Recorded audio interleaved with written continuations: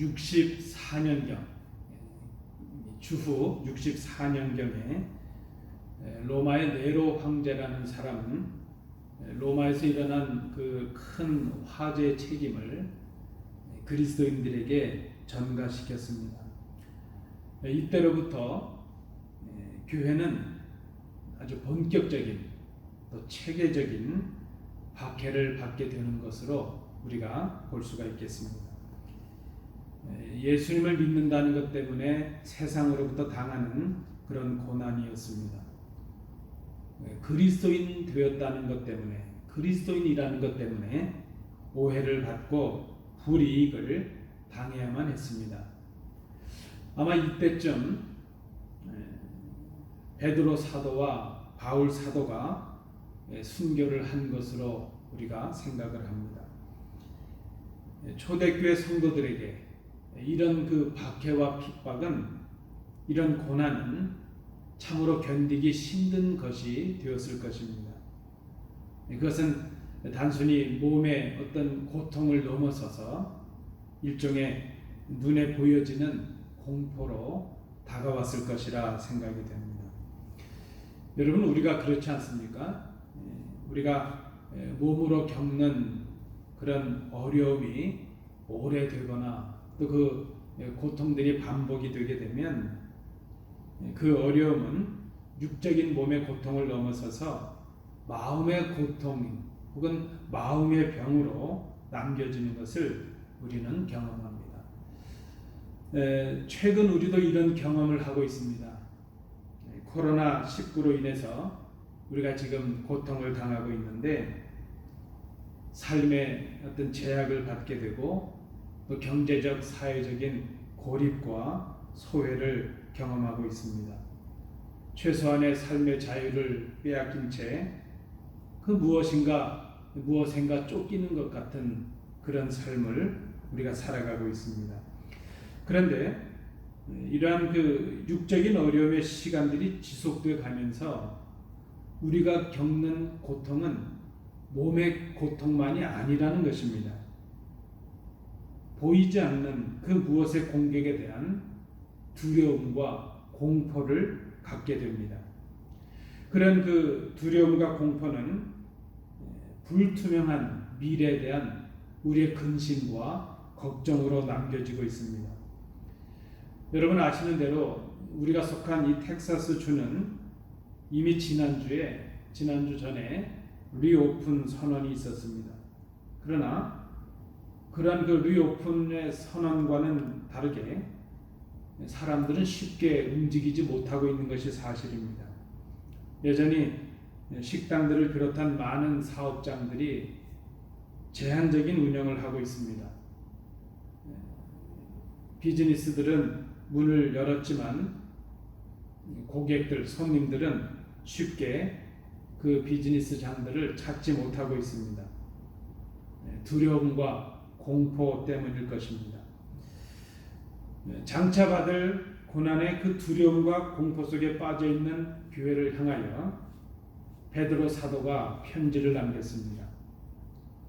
직면한 박해와 고난을 극복하고 걱정과 두려움, 그 고통에서 벗어나도록 하기 위해서 위로하고 격려하는 편지를 남겼습니다.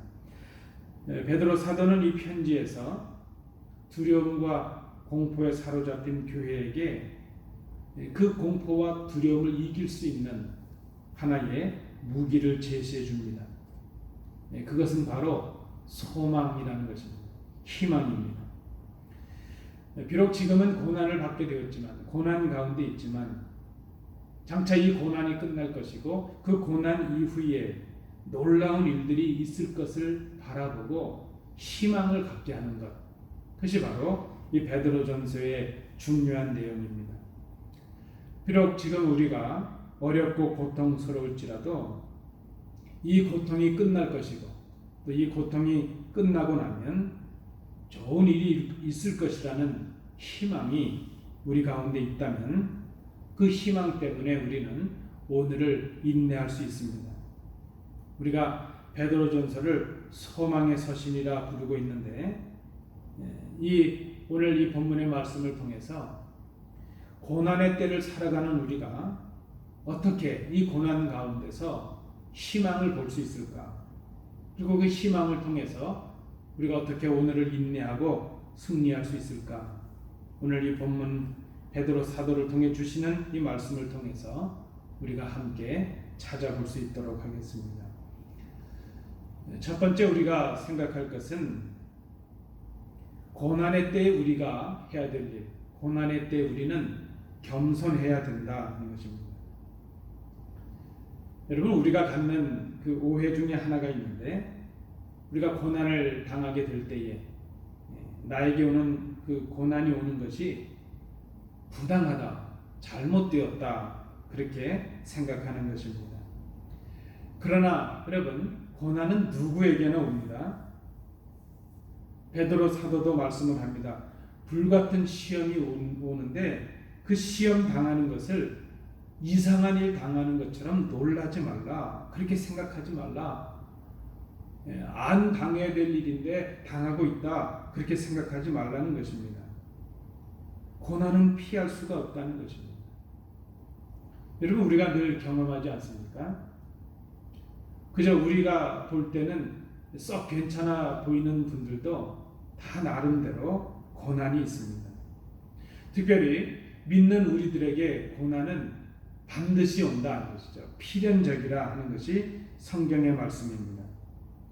우리가 참된 믿음을 가지고 살아가는 사람이라면 하나님의 뜻을 거역하고 하나님의 뜻을 떠나서 살아가는 이 세상에서 고난을 당하는 것이 어쩌면 당연한 일이기 때문이라 하는 것입니다. 우리가 고난을 당할 때 우리를 더욱 힘들게 하는 것은 고난이 유독 나에게만 더 크고 무겁게 느껴질 때입니다. 그러나 여러분, 그렇지 않습니다. 말씀드린 대로 모양의 차이는 있고 시간의 순서는 좀 다를 수 있지만 어려움 없는 사람이 없다 하는 것입니다. 고난 없는 사람이 없습니다. 나만 당하는 고난이 아닙니다. 아이는 아이의 어려움이 있습니다. 어른은 어른의 어려움이 있습니다. 이번 이 코로나 바이러스를 보면 아주 그것이 실감납니다. 어떤 분의 얘기처럼 바이러스는 차별이 없이 다가온다는 것이죠. 믿는 자냐 안 믿는 불신자냐 가리지 않습니다.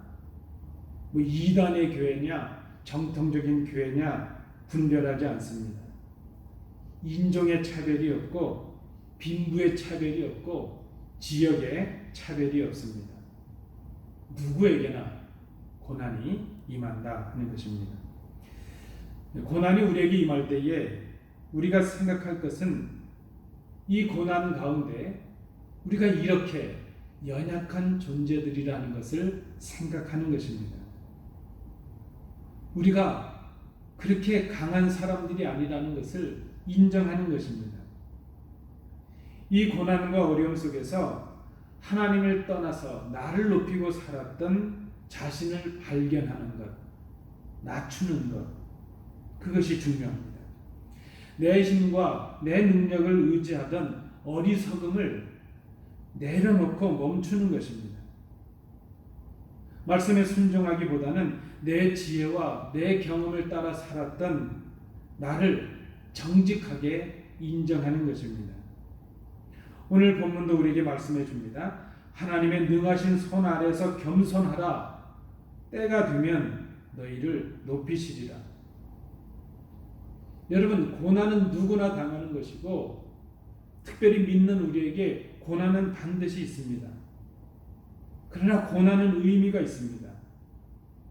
의미를 바꾸는 것이 중요합니다. 고난은 우리를 일시적으로 낮추시는 시간입니다. 이 고난의 주권이 하나님께 있습니다.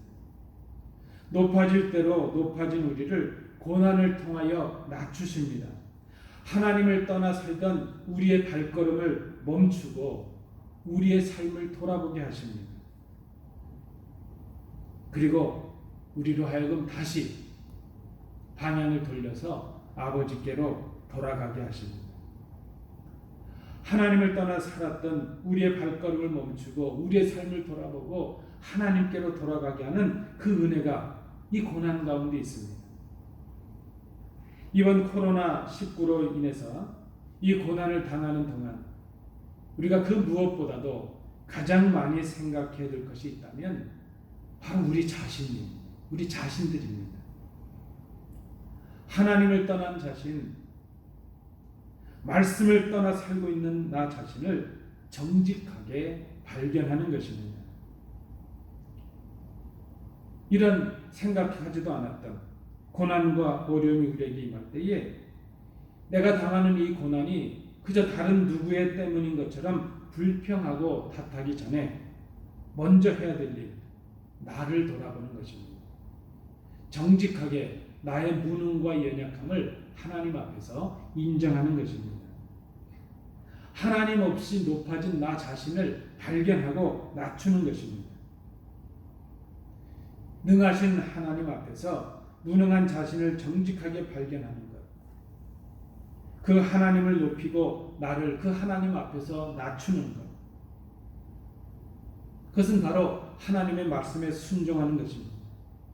오늘 본문은 그것이 바로 겸손이라 그렇게 말하고 있습니다. 고난의 때에 우리가 겸손해야 됩니다. 그러면 하나님께서 우리를 높이신다. 고난이 우리에게 임할 때에 또 다른 겸손의 모습이 있는데 그것은 우리의 염려를 다 주님께 맡기는 것입니다. 여러분, 우리의 걱정이 무엇입니까? 여러분 한번 생각해 보실까요? 지금 많은 걱정거리들을 가지고 계실 텐데 우리가 가지고 있는 이 걱정들을 잘 생각해 보면 크게 세 부분으로 나눌 수가 있습니다. 하나는 아직 오지 않은 것에 대한 걱정입니다. 이렇게 되면 어떻게 될까? 안 되면 어떻게 될까? 아직 오지 않은 것에 대해서 우리는 많은 걱정을 합니다. 또 걱정의 큰 한 부분은 이미 지나가 버린 것들입니다. 이제 우리의 힘과 능력으로 바꿀 수 없는 것들입니다. 이미 지나가 버린 것들.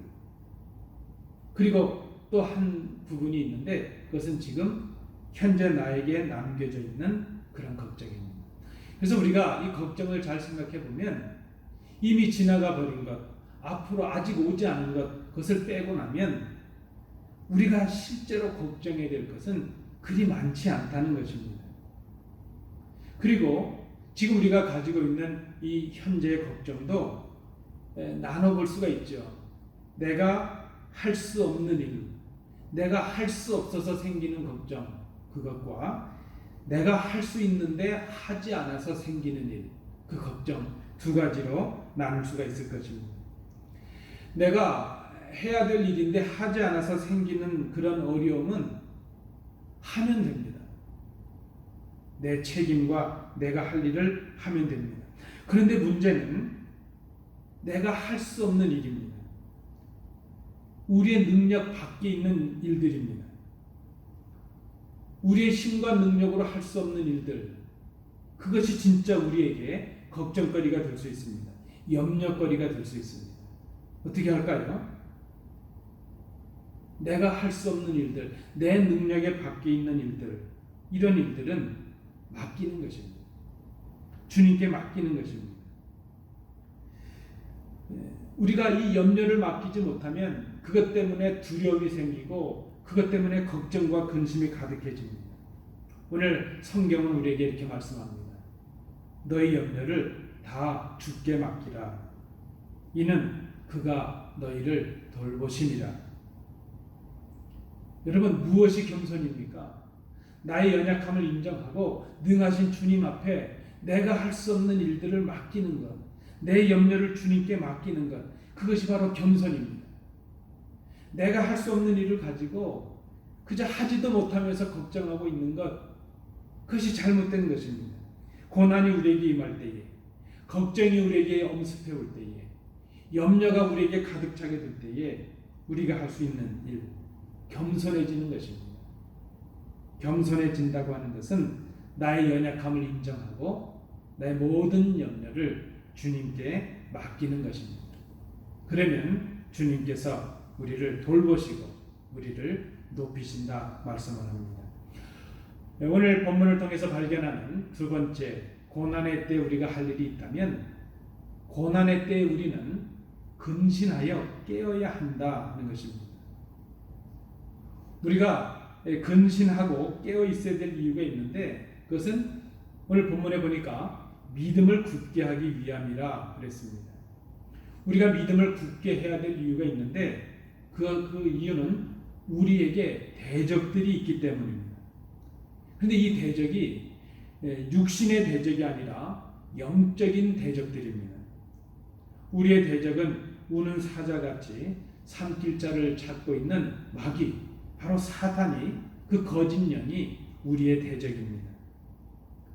여러분, 우리가 하나님께 우리의 모든 것을 맡기는 것, 그것이 겸손이라고 말씀을 드렸는데 우리가 하나님께 우리의 모든 것을 맡긴다는 것은 우리가 아무것도 하지 않는 것, 그것을 의미하는 것이 아닌 것을 우리가 기억할 필요가 있습니다.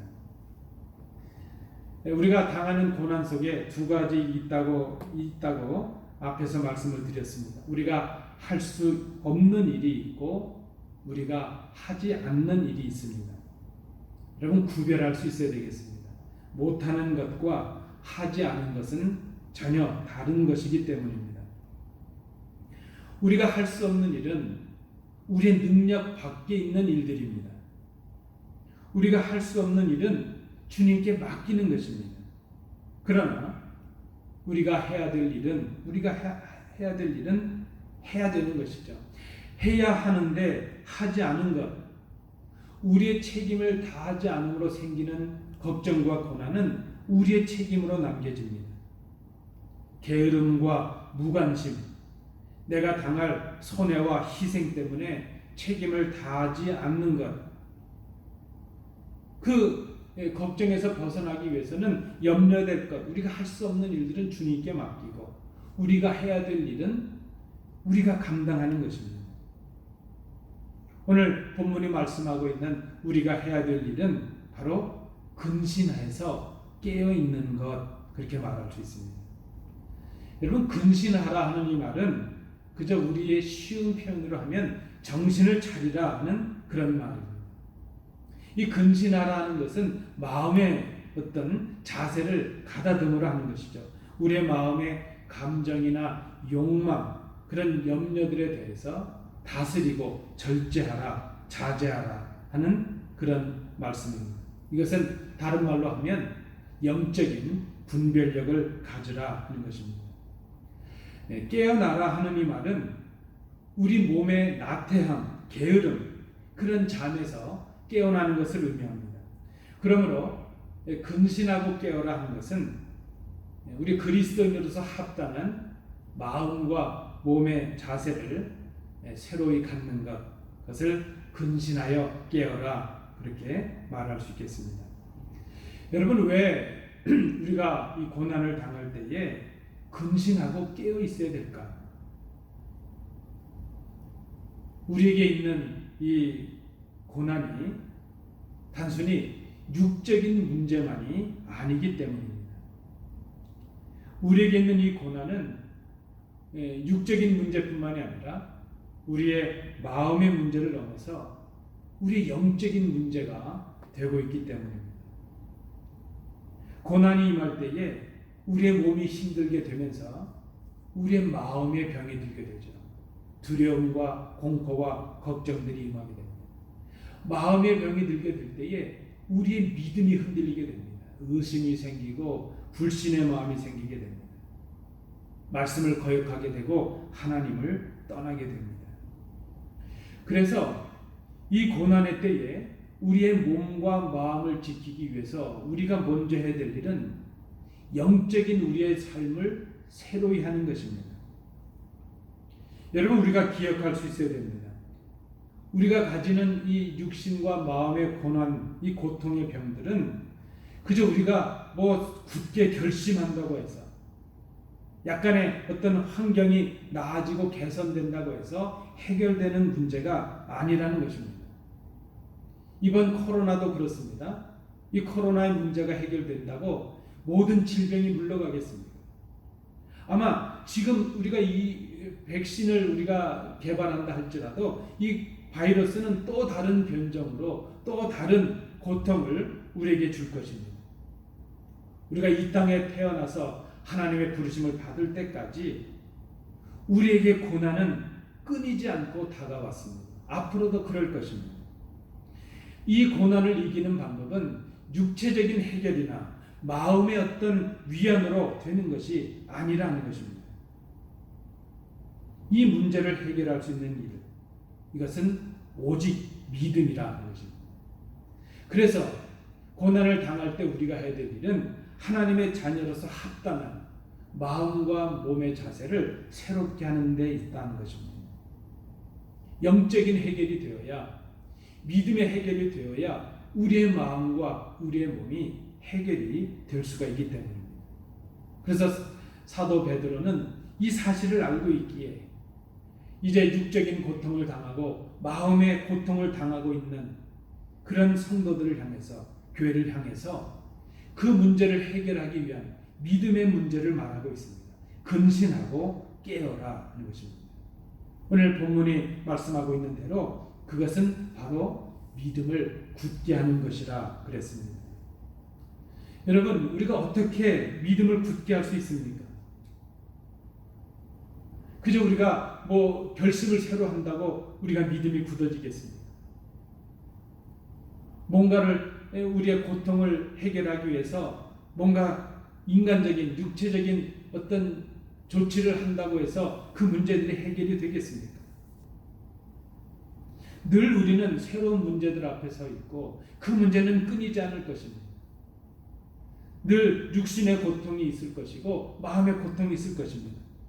그러나 그 육신의 고통과 마음의 고통을 넘어서는 진정한 자유함을 우리가 어떻게 맛볼 수 있을까? 그것은 오직 믿음으로만 가능하다는 것입니다. 그리고 그 믿음을 굳건하게 하는 유일한 방법은 바로 말씀과 기도입니다. 하나님의 말씀을 듣고 읽고 배우고 묵상해야 될 이유가 여기에 있습니다. 그 말씀을 우리의 삶 속에서 기억하고 말씀대로 살아가는 일, 그것이 중요합니다. 매일매일 우리가 밥을 먹어야 사는 것처럼 매일매일 순간순간 하나님의 말씀을 영의 양식으로 삼아야 우리의 믿음을 굳건하게 할 수 있습니다. 그래야 마귀를 대적할 수가 있습니다. 그래야 우리의 마음의 자세와 우리의 몸의 자세를 새롭게 할 수 있습니다. 근신할 수 있고 깨어날 수가 있습니다. 여러분, 우리가 고난의 때에 우리가 할 일, 말씀으로 다시 돌아가는 것입니다. 우리가 꼭 기억해야 될 일이라 하는 것을 생각합니다. 마지막 세 번째입니다. 오늘 본문을 통해서 우리에게 주시는 또 하나의 권면이 있는데, 고난의 때에 우리는 그리스도를 바라보아야 한다 하는 것입니다. 여러분, 고난을 당할 때 고난을 인내할 수 있는 비결은 희망을 발견하는 일이라 말씀을 드렸습니다. 믿는 우리들이 가지고 있는 희망이 무엇인가? 여러분, 여러분들에게 소망은 무엇이고 희망은 무엇입니까? 때로 우리는 우리의 물질과 우리의 어떤 신념과 어떤 때는 우리의 사랑하는 사람들, 우리의 자녀들이 우리의 소망, 희망의 이유이기도 합니다. 그리고 우리는 그 물질을 소중히 생각하고 우리의 삶의 신념과 또 우리의 자녀들, 사람들을 바라볼 때도 있습니다. 때로 우리가 어려움을 당할 때는 그 어려움을 넘어보기 위해서, 어려움을 해결하기 위해서 그런 것들을 의지하기도 합니다. 물질을 의지하기도 하고 내 힘을 의지하기도 하고 사람들을 의지할 때도 있습니다. 그런데 여러분, 우리가 기억해야 됩니다. 우리가 그렇게 의지하는 것들로는 우리의 문제가 해결이 될 수 없다는 것입니다. 참 소망이 될 수 없다는 것입니다. 우리가 생각하는 사람들, 우리가 소유하고 있는 우리의 물질들, 우리가 가졌다고 생각하는 우리의 힘과 능력들이 문제 해결의 원천이 될 수가 없습니다.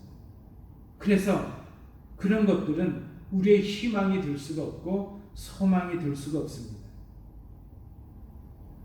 에베소서의 말씀처럼 사람은 믿음의 대상이 아니라 사랑의 대상이죠. 흔들리지 않는 그런 희망, 흔들리지 않는 소망, 어떤 환경이 되고 어떤 삶의 조건이 바뀐다 할지라도 굳건하게 우리의 소망이 될 수 있는 것, 그것을 바라볼 수 있어야 된다는 것입니다. 우리가 때로 이렇게 고난을 당하게 될 때에 그 고난의 절박함 속에서 우리가 갖는 생각 중에 하나는 우리의 소망은 오직 주님밖에 없다는 것을 깨닫는 것입니다. 정말 힘들어 보면, 정말 생명의 위기를 당하고 정말 없어져 보면 모든 것이 소망이 될 수 없다는 것을 알게 됩니다. 그때 비로소 우리는 나의 생명, 나의 기쁨이 오직 주님이시라는 것을 알게 되는 것입니다. 이것이 고난을 통해서 우리에게 주시는 큰 유익이라 생각이 됩니다. 오늘 베드로 사도를 통해서 우리에게 주시는 말씀이 있습니다. 모든 은혜를 주시는 하나님, 곧 그리스도 안에서 여러분을 자기의 영원한 영광에 불러들이신 분께서 잠시 동안 고난을 받은 여러분을 친히 온전하게 하시고 굳게 세워주시고 강하게 하시고 기초를 튼튼하게 하여 주실 것입니다. 제가 10절의 말씀을 새 번역 성경으로 읽어드렸습니다. 여러분, 이것이 우리의 소망입니다. 우리가 오늘 본문을 유의해서 잘 보시면 이 10절의 말씀을 좀 주의해서 보시면 이 약속, 하나님께서 주신 이 희망은 장차 앞으로 우리가 받을 것을 말씀하고 있는 것이 아니라 이미 받은 것을 말씀하고 있습니다. 우리는 이미 하나님의 은혜를 받고 살아가고 있습니다. 우리가 받은 구원과 지금 우리가 있는 이 삶의 자리, 우리가 가진 모든 것이 하나님의 은혜요, 하나님의 선물입니다. 그 하나님께서 영원하신 계획 속에서 이미 그리스도를 통하여 우리를 부르셔서 하나님의 영원한 영광의 자리에 우리를 들어가게 하신 것입니다. 구원받은 백성이 되게 하셨고 하나님의 권세를 누리는 하나님의 자녀가 되게 하셨습니다. 여러분, 세상이 누릴 수 없는 은혜를 이미 우리가 받고 있습니다. 그 무엇도 그 누구도 우리를 하나님의 사랑에서 끊을 수가 없습니다. 그 하나님께서 지금 우리가 잠깐 고난을 당하지만 그 고난의 자리에 두십니다. 잠깐 고난을 당한다는 것은 고난의 끝이 있다는 것을 의미하고 있습니다. 여러분, 지금 우리가 당하는 고난은 끝이 있는 고난입니다. 끝이 있는 고난은 그리 어렵지 않습니다. 더군다나 승리가 보장된 고난은 그리 어려움이 아니라는 것을 생각합니다.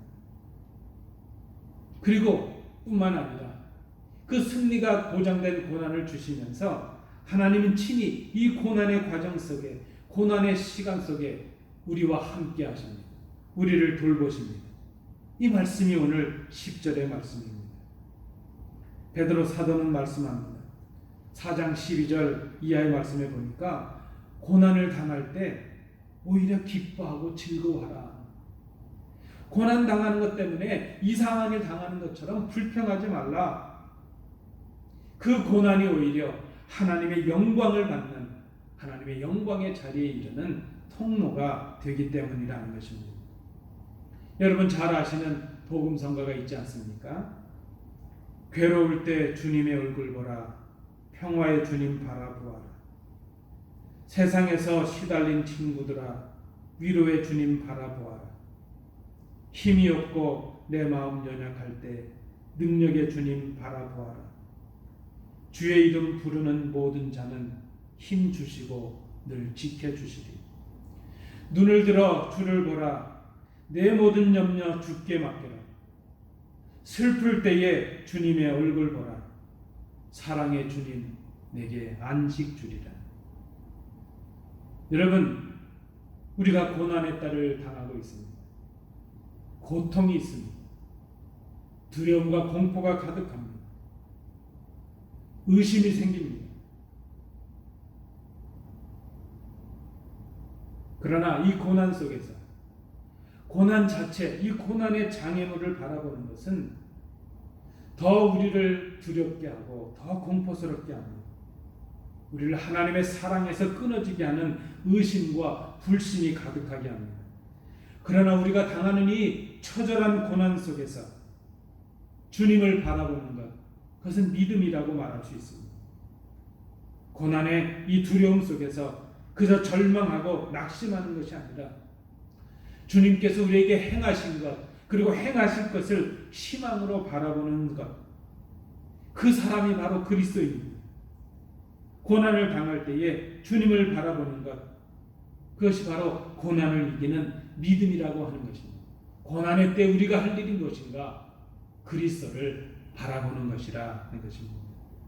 말씀을 맺습니다. 여전히 질병의 창궐로 우리는 생명과 생존의 위기를 당하고 있습니다. 공포가 있고 두려움과 걱정으로 우리의 삶이 위축되어 있습니다. 오늘을 인내하고 내일을 소망할 수 있는 길이 무엇인가? 오늘 베드로 사도를 통해 주시는 하나님의 말씀을 들으시는 우리 성도들 되시기 바랍니다. 고난의 때에 우리는 겸손해야 합니다. 고난의 때에 우리는 근신하여 깨어야 합니다. 고난의 때에 우리는 그리스도를 바라볼 수 있어야 됩니다. 그때 주님이 우리와 함께 하십니다. 우리를 돌보십니다. 우리를 견고하게 하십니다. 고난의 때에 우리가 발견하는 희망이 바로 이것입니다. 이 희망을 발견하시는 우리 복된 성도들 되실 수 있기를 원합니다. 기도하겠습니다.